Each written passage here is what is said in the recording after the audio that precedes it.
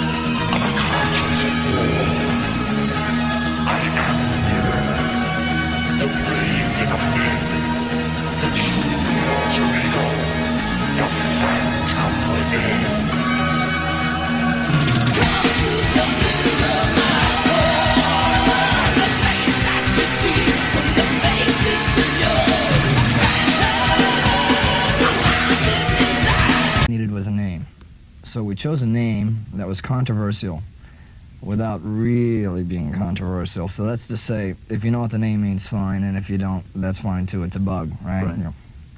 So, right, you know, flying around, sting you on the rear. Washington. Aujourd'hui, il en a gros sur la patate, Blackie. Oui, huh?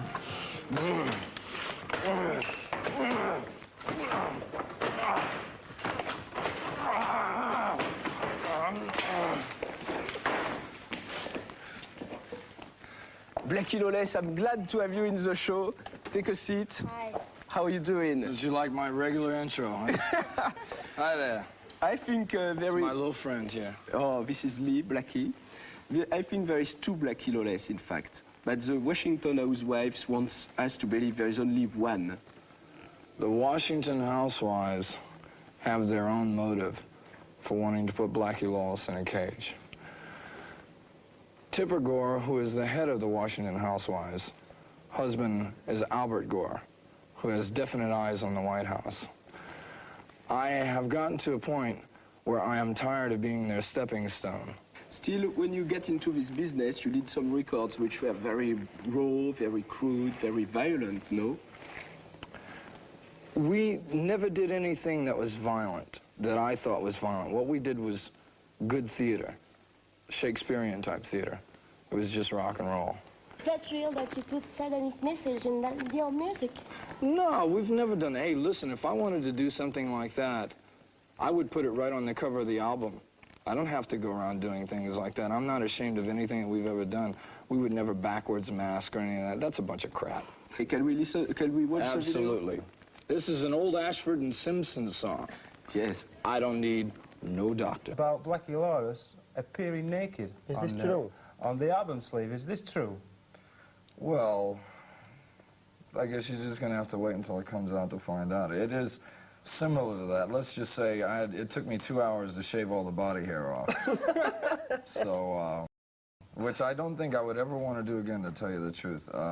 I can fully appreciate what women go through now. I mean, it's very unusual when you try to take a bath, you put the soap on with no hair, there's no friction to create lather. You sit there for an hour just going away and breathe, you know, and you don't get anywhere like that. I don't think I'd want to do it again. But it's made a very interesting cover. That's a good word, but interesting, to say the least. Is this going Give it to me! Now, I live in Southern California, where I live in the Old West, really. I live outside of Los Angeles, as you can probably tell here. You know, they call me the cowboy of Calabasas where I live. I thought a moose, I'd never seen a moose before, but I'm used to horses and things like that. And I thought that a moose was roughly the same size as a horse, and how wrong I was, because we were going down the street about 110 kilometers an hour, and 3 of them come running out across the road, and I was amazed. The thing was almost the size of an elephant. I'd never seen an animal that big. I mean, I've ridden an elephant before, and this thing was as tall as the elephant that I had ridden before. And I couldn't believe it. The thing come running across the road, and we had a person with us at the time that was working for the local promoter. And it was a girl, and she was terrified. I mean, she turned white as a sheet, and I said, what's wrong? She says, a lot of people are killed up here every year because when the thing runs across the road, if a car hits it, it's like hitting a 600-pound brick wall at however fast you're going. So there's just flesh all over the street. Some belongs to the moose, some belongs to you. And I thought, I don't think I'd want to do that again. But I'll never forget it. I was sitting where the driver was on the other side, and I was on this side, and I saw this huge thing come running out, and it happened just within a split second. And I looked over, and there's this moose with his eye right in the window like that. He's like trying to stick his head. He was trying to stop us, what it was, and almost ran us off the road and killed us all. So I think from now on we'll put up a moose catcher up in front of the vehicles that we have from now on. Metal. This is the one and only Headbangers Ball, and I am the one and only Blackie Lawless from W.A.S.P. We've got a brand new video called Scream Until You Like It from the movie Ghoulies 2. We're going to see the video in a while. We'll also have some videos from Dio, Helix, Iron Maiden, and the boys from TNT are coming to stop by for a visit. Is that enough metal for you or what? Let's start it off with a new one from Crew. This is Wild Side. Canadian metal from our good buddies Helix. It's their latest video, Wild in the Streets, and it's the title track from their 6th album. I am the one and only Blackie Lawless, and this is Chris Holmes. Speak for them, Chris. Sometimes he has to stop. Now they wonder about monsters that I have, especially in the new videos. This is one that walks around with me on stage. We've got more. Hi there. It's the one and only Mr. Lawless again. As you can see, I've lost something here.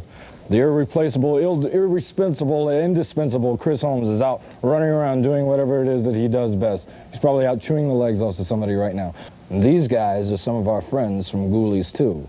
We did the theme song for the movie and we thought we'd bring them along tonight. Pretty cute, don't you think? Let me tell you something about these guys. When we did the animation on this video, they came in and they sat on my lap. I talked to them and they talked back to me. It takes 3 guys to operate each one of them. Their eyes move independently, their ears move independently, their lips and their mouths move to the point where they can make human-like expression. And I gotta tell you, it's one of the more incredible things I've ever done in my life. I mean, as they sat on my lap, I bought it.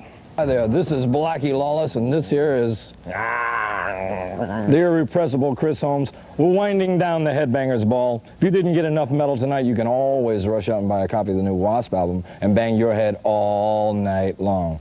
And if you go see Ghoulies too, pay attention because you don't want to miss our incredible theme song. We're going to end the show with a metal classic from one of the all-time great metal bands, AC/DC, You Shook Me All Night Long. Bye-bye. Pete Townsend did a thing in The Kids Are All Right, where he's talking to the band and he goes, we must make a decision. We have reached a crossroads in our career. Shall we remain a circus and go on and smash everything up and all that, you know, and just go on the way we are? Or shall we become known for what we are, which is really doing quality material? Well, that's the point that we got to. The difference is that we arrived at that point very early on. Asking me about a pet peeve. Okay, now this is something totally different than what we've been talking about. I go to the store. I can tell you guys are going to love this already. I go to the store and I buy that 6-pack of toilet paper. Lasts me for a year. You bring a woman into your house, and I swear to God, they go through a roll every other day. And I go, what the fuck are they doing with this stuff? Are they making paper mache models in there and stuff? You know, while nobody's watching, they're making dinosaurs or whatever. You know, what are they doing with all this? I can't figure it. It's like, what's the deal? You know, what's going on here? I don't know what they're doing with it, but I wish somebody would tell me someday, because I would have bought stock. Instead of taking all the money I got from the record deal at the beginning, I would have put it into a toilet paper company, and I'd own Bermuda. Well, Blackie, I'll ask you to give your verdict on that one first of all. John Paul Gaultier there with How to Do That. It's like homosexuality is taking over the whole goddamn world, you know that? What? I can't, I don't know. All right, I think, Julia, we're looking for an answer to that. I think I'd like Blackie to qualify what he means by that. I don't want to hear about your old boyfriends or anything like that. Hang on a minute. I think that's a fairly damning and serious statement. Homosexuality is taking over the whole world. Someone as talented as Jean-Paul Gaultier, and you can sit there and say that. I think that's offensive. Hey, you know, different strokes for different folks. Is it a big American sort of rock and roll concept that homosexuality is a really bad thing? You've never been on Santa Monica Boulevard in L.A., I can tell you that. No, it's not the sort of place I want to go, no, do you think? Probably not. Yeah. No, but why is it, you think, I mean... The mayor's got a plot out there to gas the whole street, I'll tell you.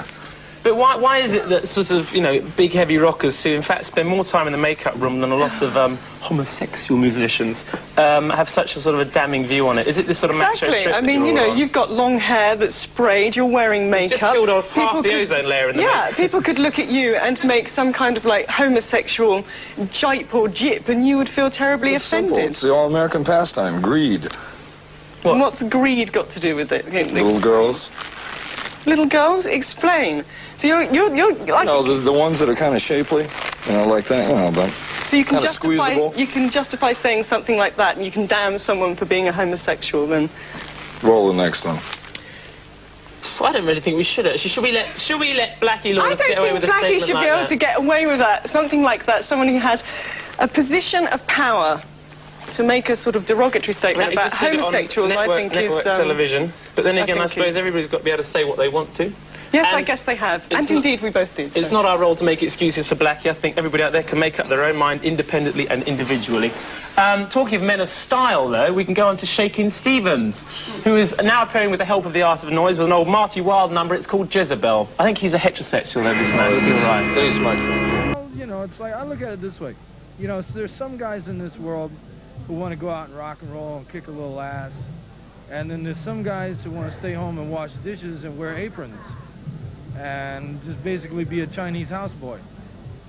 And that seems to be, you know, I guess the difference between boys and men. And you're not mentioning any names. No. That's extremely cagey of you, and I'm not going to draw you on that one. But let's just talk about I'm not talking about just my situation either. I mean, that could apply to a lot of things. You know, to a lot of different situations. So I just, you know, I want to get on with what I want to do, and it's like, you know. This is our 6th record now, or 5th or 6th record. Something. See, I can't remember now. 5th record. But in some ways, it feels like the 50th. But you get to a point, like I said, where you can't think anymore about what's right or what's wrong with you. So you've got to literally fall back and regroup. I'm going to do what I want to do, and I don't care about pressure from a label, and I don't care about when I'm supposed to go on tour. And all the time this is going on, you've got the fans in the back of your mind. You keep thinking, if I'm gone for a year and a half or 2 years, are they going to forget me? Then all these paranoias creep into, and they become demons that visit you in the night. The thing about this record, with the exception, there's only one track on this record that did not have some sort of social comment on it. That's a song called Mean Man, which is short for Mean Motherfucking Man, which is a song about Chris Holmes. I don't want to get to the point where we're so serious that we've lost sight of having fun anymore. But why can't you still have fun, but say something along the way? And that's what we're trying to do with this. I mean, you come up with an album called The Headless Children, and immediately everybody's going to think out of us, well, W.A.S.P, The Headless Children, what are they doing now? It's not that at all. The Headless, well, the title track is an anti-nuclear war song. I'm trying to rock and roll to get my dick sucked. You know, I mean, let's face it, I'm not going to lie about it. Of course, as you get older, other things become important. I'm not saying that that's still not a priority, but there are other things that are important in your life. A rock band will never change the world. Never. Hey, the closest thing we've ever seen is Elvis and the Beatles, and about the most they did. They influenced people socially. But let's face it, you start dealing with politics, and these guys are fucking heavy. They are heavy, and they don't give a flying fuck what goes on in show business. The only thing they care about in show business is who they can use to garner votes for them when it comes to an election. These guys run the goddamn world. I've been given a gift that I can speak. I'm aware of it, and I know that out of the mouth comes the power to change. I do envision a time 10, 15 years from now where I'd be a senator. I've got very definite ideas on doing things like this. Contrary to what a lot of people don't understand about me is I'm a big Beatles fanatic. And I've often been asked, if you had to be on a desert island, what one album would you take? Well, I'd take the White Album with me, because there's so many diverse things on that. What I wanted to do on this album was try to create that type of feeling. In other words, use as many different instruments as we could. I played like 14 different instruments on this album. Heavy rock or heavy metal music that makes it so popular? You're dealing with adolescence, and adolescence is painful at best. The way W.A.S.P convey themselves to an audience is you've got angry people playing angry music for an angry audience. And what I mean by that is I sit here in the studio with you and I'm very calm or whatever, or as best I can be. And they've actually got a chain tied to this chair, so she looks very safe sitting up. But W.A.S.P are basically for very angry people, and what I mean by that is not that it was psychopaths or anything like that. I can sit in 5 o'clock traffic and get angry at the same thing anybody else can. But the thing is, I'll take my frustrations out on a stage and vent them there. And the object is, when we go on a stage, is to beat an audience's brains out. Now, when you take that type of energy and you push it off into a crowd that's already feeling that, you've got a very volatile situation, because 14, 15 years old, like I said, adolescence is painful at best. You put a heavy dose of hostility in there, and that's a lethal combination. That's the reason rock and roll t-shirts work so well, because you've got this splash all over your chest. And it's this type image that usually one way or another is aggressive, that in so many words means don't tread on me. It's a statement. Exactly. In other words, you've announced your feelings when you walk into a room before you ever open your mouth. So as long as there's somebody gouging the young people of any country that you go to, there's going to be a market for music like this, especially when you got people that interpret the way we do. I was born again when I was 11. And I went for a long, long time after that, where I did my own thing. I went for 20 years. And I left the church. I went as far away as you could go. I studied the occult for 3 years. I practiced it. And I left the occult after 3 years because I realized that I had swapped one organized religion for another organized religion. And so I went for 20 years after that, and I thought I was mad at God.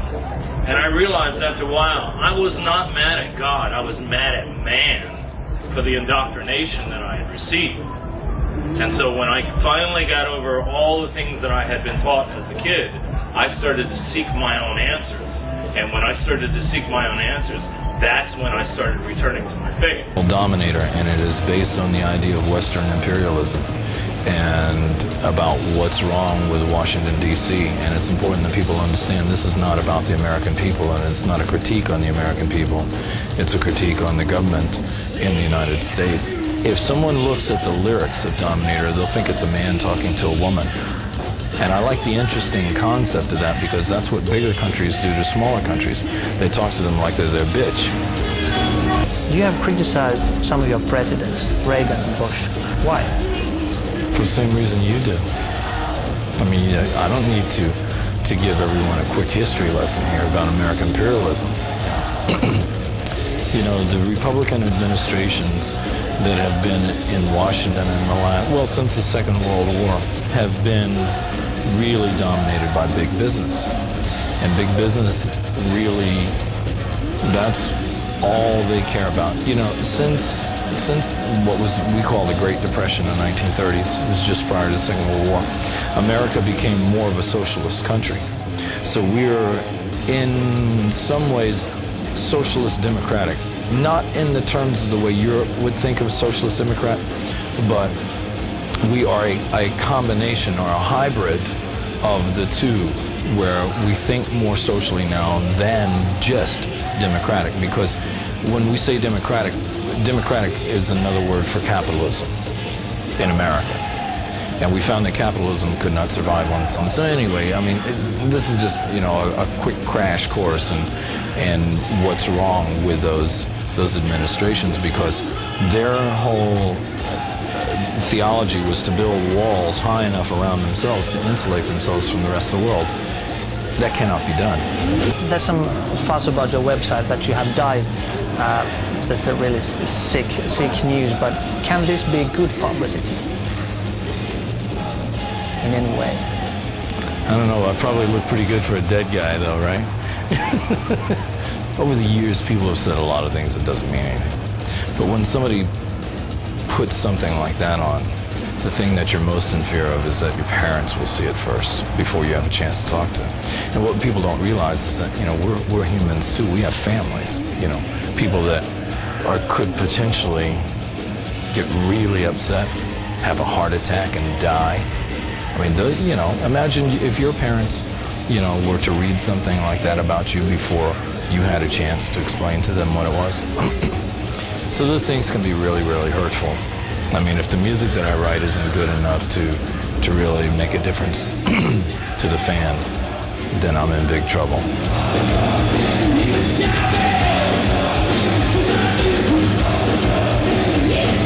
This is Blackie Lawless, and you're visiting the set of The Crimson Idol. We're here doing preliminary photos for the album cover, but this is also the set for the videos as well. This is the story of Jonathan Steele. He is a boy that grows up in a lower middle class family. He has one older brother, Michael. Michael is the apple of the parent's eye. And Jonathan is, for all intents and purposes, the invisible boy. So at the age of 16, Jonathan sets out for the big city to seek his fame and fortune. And I must preface this by saying that Jonathan is a musician. He has a goal. He wants to be one of the biggest things that the rock world has ever seen. So he goes to this imaginary place called the Arena of Pleasure, which could be New York, London, LA. And there he struggles for a couple of years, and he meets this delightful man named Chainsaw Charlie. And Charlie is the president of one of the biggest record companies in show business. Charlie introduces him to a world that he has never known. Charlie found that he was a lawyer for 25 years in the music industry, and he found that he could uncover people quicker in the music industry than he ever could in a court of law. During the course of the album, he runs across a gypsy woman, hence the setup that we have here. She tells his fortune to him, past, present, and future. And the underlining message of this whole record is told in the story, which is basically, be careful what you wish for, because it may come true. Jonathan goes on, he succeeds, he becomes one of the biggest things the world has ever seen, but it does not give him what he wants. And ultimately, he assumes that he will go out with a bang. And in the finale, which is called The Great Misconceptions of Me, there's a line, he goes, with these 6 strings I make a noose. To take my life it's time to choose. The headlines will read of my demise. I am the rock and roll suicide. He takes the 6 strings off of the guitar, he winds them together and makes a noose, and hangs himself right in front of the audience. And I thought that it was the ultimate rock and roll suicide, because the instrument that was once the instrument of his passion has now become the instrument of his demise. Be careful what you wish for. It may come true.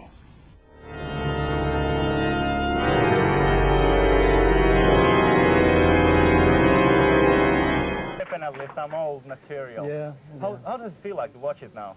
It's very bizarre. It's always surrealistic because people ask me, they say, do you feel different when you're on stage than you do right now? I never feel any different. I always feel like the same person till I watch it back on film and I go, oh, wow, who's that? You know, it's very bizarre.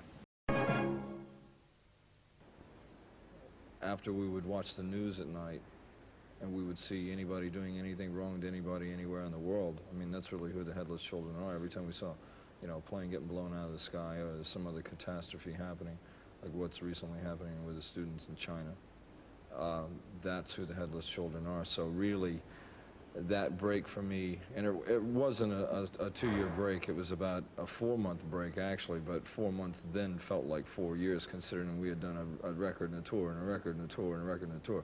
And pretty soon, you know, you're bouncing off the walls like Daffy Duck, you know, it's like, hoo-hoo-hoo-hoo, you know, it's like trying to figure out who you are after a while. So it really served as a break to reflect more about who we were and where, more importantly, where we were going. And I mean, you know, then there's some folks you walk up and hit them in the head with a brick bat and it still wouldn't faze them, you know, and it's like, I go, don't you get it? You know, this is like what I've been thinking all along, but I guess this goes back to the whole idea that first impressions aren't lasting and they're seeing what they want to see, you know. I mean, they're still seeing me stand there with saw blades on and stuff like that, you know, hey, that's last year's model. You know, that's no longer valid. I mean, that's something I did, and hey, and we're not ashamed of anything we ever did, but that was then and this is now. And I think fans romance the idea in their minds of bands staying the same. They don't want them to change because they say, well, remember that first album or that second album, and it wasn't that great and stuff. What they don't realize is that if the band doesn't grow, it's just like anything else in life. If you don't grow, you know, plant a tree, I mean, anything will die if it doesn't have somewhere to go. I felt lyrically that I had said everything that I could say in the genre that we were in before. It was like, you know, what was the point in going on? We wrote songs like Animal and Wild Child, Blind in Texas and all that stuff, and I thought they were really, really good songs. But you reach a point like where you hit a brick wall and you say, I've said all of this, and I'm never going to say it any better than I've already done it. And it's time to move on. And if you don't move on, if you don't grow as a band, then you're going to die.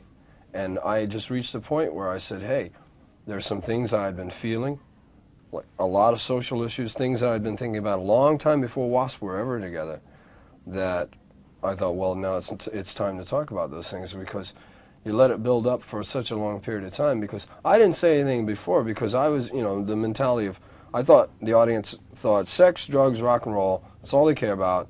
I never thought they were stupid. I just didn't think they cared. You know, didn't want to know about anything else. And over a period of time of talking to them day in and day out, you realize that, hey, yeah, a lot of people do care about other things in life. You know, there's more to life than news, weather, and sports. One of the problems with us in all of our glory was that people had a tendency to listen 50% with their eyes as well as their ears. And that's understandable. I mean, you know, that's something that I created. And I've got, it's not that, you know, we're trying to lay blame anywhere or anything like that. You know, I look back at these last 10 years, and I was thinking about it the other day. It's like the Grateful Dead song. It's like, what a long, strange trip it's been. And it's been a good one. And, you know, I don't want to go out like an athlete, you know, that's broken down and should have stopped a couple of years before, or to try to make it anything that's more dramatically different than what the Crimson Idol was. It's time to lay that thing down now. Difficult question, I think, for you, but can you sum up in a few sentences what's the best thing for you about having been in WASP and having done and achieved all those great things? Can you pinpoint one thing? Was it just having, you know, lived that life and being able to see all those places and do all those things? Well, it certainly gives you an insight to what you think this business is about, which is, had it not been for this band, I could have never written the Crimson Idol or anything like that, or even to go into the depth of what the Crimson Idol was, because WASP made me famous, you know, and I don't mean just in a rock and roll sense. I mean, that band became a household word for whatever reason, you know. I mean, God knows there was enough controversy, or controversy as you guys say, that surrounded the band. So in that sense, I've learned what fame means, and I'm here to tell you that depending who you are, that may or may not be a good thing. It's made me more of a recluse. I live now about 25 miles north of LA in a canyon up on top of a hill where my back is to everything, where I can see everybody coming up the hill or whatever. Nobody sneaks up on me now. You have, in the 60s, you have this combination of dance, music, and theater, movies, right? And it's, you know, you have Easy Rider, you have all of the promotion of the drug culture through, comes out in all of these movies, a lot of them associated with people living in Laurel Canyon. You've got all this rock and roll music that suddenly pops up out of nowhere. And then of course you have this collection of dancers called the Freaks, led by this guy Vito, who they always appear at all of these events and kind of help, you know, get the crowd into the mood of drug taking. It's all, you know, it's like if you look at what happened when these bands, the Byrds and the Doors, sort of appearing. You had the dance, this electronic sound, and you had the drug, right? Well, to believe that the only people in the country that had musical talent and were actively promoted in those days just coincidentally happened to be, you know, sons and daughters of the military intelligence community. And if you look at them, damn near every one of them, Jackson Brown, we already mentioned, Emmylou Harris, on and on and on, every one of these and yet the public just accepts them like they're just coming from all over the United States, just, you know, poor boy made good type of thing, and just stumbled into stardom out there, you know, with my guitar. And they just take up where the Crimson Idol left off. The whole idea of black in American Indian culture represents the West, and the West represents death, and not the death of a human being, so to speak, but the death of an idea. So when I say still not black enough, in other words, if you look at me on the front of the album cover, I'm going like this. I about cracked up making the Crimson Idol, and I'm not kidding you. It really, the whole time I came over here and talked to you guys, I was not myself. It got really bad, that kind of stress, that kind of pressure. It makes you do things, like I'd be talking to you right now and I'd look calm on the outside, but on the inside there was a Mardi Gras going on, and I'd question everybody's existence around me. I mean, it really got bad. So I hope I never have to face that beast again. But I was looking for subject matter, and I thought, here it is, it's staring me in the face. I want to tell people how I lost my brain, you know. And you got it back? Some of it. So very quickly, are there going to be any actual touring plans for W.A.S.P this year? Well, we have a little problem right here. This... I was going to say, what's happened here? Its wrist is broken in 2 places, and it's got to stay immobilized for a while because it's broken on top, broken on the bottom, and if you move it like this, the bone becomes like an accordion, which is always a lot of fun. Not good. How did you do that? I was boxing, unsuccessfully as well. All right. Dangerous rock and roll, and there's not one truly dangerous band on this planet. There's not a band who strikes fear in the hearts of promoters, record company people, parents, to the point where they look at a picture and they slam that picture down and they go, oh no, you're not going to that, you're not going to see that. That's what a truly dangerous band is. That is the spirit of rock and roll. All we're doing is carrying that on. This is show business. We're not curing AIDS or trying to present world peace here. This is... Feels good, it can't be all that bad, right? Unless you're the pig.